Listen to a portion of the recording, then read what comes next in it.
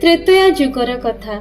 भगवान श्री रामचंद्र पत्नी सीता एवं भ्राता लक्ष्मण सहित वनवास समय पंचवटी अरण्य अवस्थान करुथांती। एकदा लंकार राजा रावण छद्म बेशरे आसी सीता को अपहरण करिनेला। बानर राजा सुग्रीवंक सहित मित्रता स्थापन करी प्रभु रामचंद्र सीता अन्वेषण रे चारि दिग को दूत पठाइले। शेषरे हनुमान माता सीता लंकार अशोक वन रे थिबार खबर प्रभु श्री रामचंद्र को जणाइले।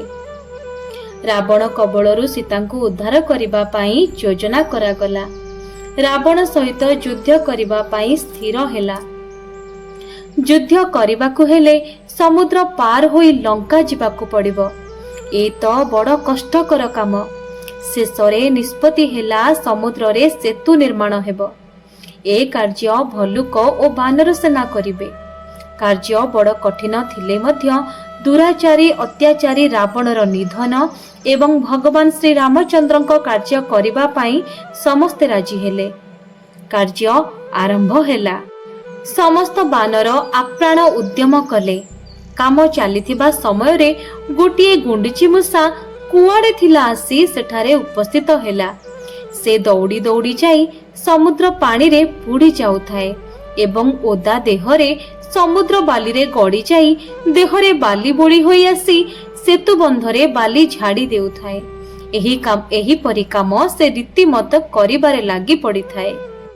गुंडुची मूषार एही कार्य प्रभु रामचंद्र देखु थांती। एही परी काम चालुथिबा समय रे हठात हनुमान को पदाघात रे गुंडुची मूषाटी आहत होई पड़ी गला।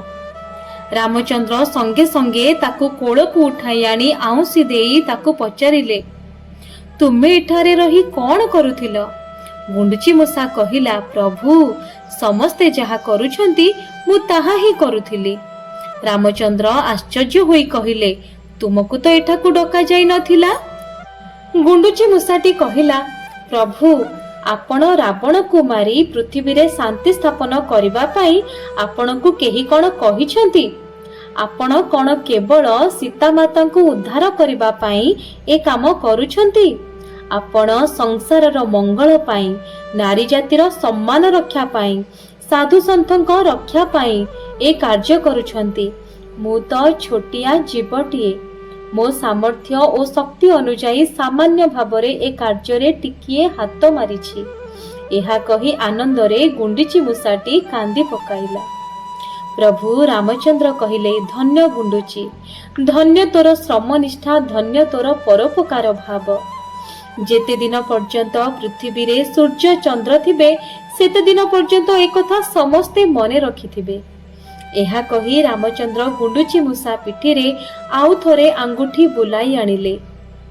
कथित अछि सेही दिन ठारू गुंडुची मूषा पिठी रे आजि पर्यंत 3टी गार देखिबाकू मिले एवं सेही दिन ठारू गुंडुची मूषाटी धन्य होई गला। जय श्री राम, जय श्री हनुमान।